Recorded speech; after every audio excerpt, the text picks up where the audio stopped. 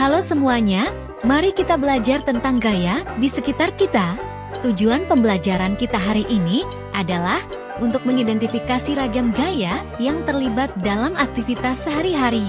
Untuk memanfaatkan gaya tersebut untuk membantu manusia mengatasi tantangan dalam kehidupan sehari-hari.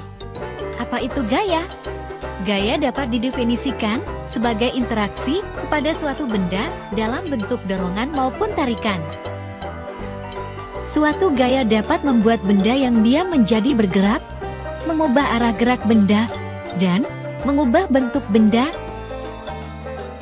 Perhatikan aktivitas di bawah ini. Ketika kita mendorong, menarik, dan mengangkat sebuah benda, kita sedang memberikan gaya pada benda tersebut. Apa itu gaya otot? Gaya otot adalah gaya yang dapat menggerakkan atau memindahkan benda dengan bantuan otot. Apa pengaruh gaya otot terhadap benda? Pengaruh gaya otot terhadap benda sangat penting dalam aktivitas sehari-hari, seperti berjalan, mengangkat barang, berolahraga, dan melakukan berbagai tugas fisik lainnya. Contoh-contoh gaya otot dalam kehidupan sehari-hari.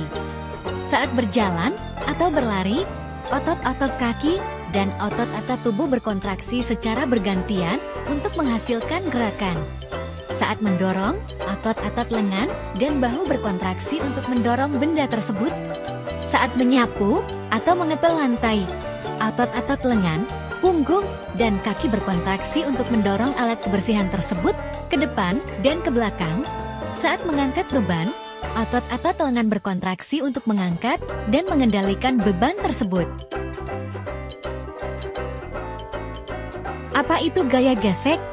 Gaya gesek adalah gaya yang muncul ketika dua permukaan bergesekan satu sama lain. Arah gaya gesek berlawanan dengan arah gerak benda. Semakin lebar dan luas permukaan benda yang bergesekan, maka gaya gesek akan semakin besar, sehingga benda akan semakin sulit bergerak dan terasa lebih berat ketika didorong. Apa pengaruh gaya gesek terhadap benda? Gaya gesek dapat memengaruhi cara benda-benda bergerak dan berinteraksi satu sama lain dalam berbagai situasi sehari-hari maupun dalam dunia teknologi. Contoh-contoh gaya gesek dalam kehidupan sehari-hari. Saat menggunakan sandal atau sepatu olahraga dengan sol karet, gaya gesek antara sol dan permukaan tanah memungkinkan kita dapat menjaga keseimbangan saat berjalan atau berlari. Menggunakan rem sepeda, saat mengerem sepeda, akan terjadi gaya gesek antara komponen rem dan cakram pada sepeda untuk memperlambat atau menghentikan pergerakan. Sisi miring sering digunakan saat memindahkan barang untuk mempermudah pemuatan dan pembongkaran barang. Saat mendorong benda, terdapat gaya gesek yang bekerja sebagai gaya tindakan lawan terhadap arah gerakan benda tersebut.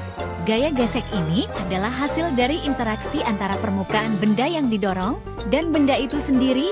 Pada mobil, saat menggunakan rem mobil, terjadi gaya gesek antara komponen rem dan cakram pada mobil untuk memperlambat atau menghentikan pergerakan roda. Gaya gesek dipengaruhi oleh kasar atau licinnya permukaan, besar atau kecilnya luas permukaan, berat atau ringan suatu benda. Benda yang lebih berat akan memperbesar gaya gesek walaupun bentuk atau ukurannya luas. Apa yang terjadi pada benda yang bergerak jika tidak ada gaya gesek? Jika tidak ada gaya gesek, benda akan mengalami gerakan yang tidak terhambat dan kecepatan benda akan tetap konstan. Baik itu bergerak maju, bergerak mundur, atau bergerak dalam arah lain. Benda akan terus bergerak sejauh tidak ada gaya lain yang bertindak padanya. Sampai jumpa di video berikutnya ya.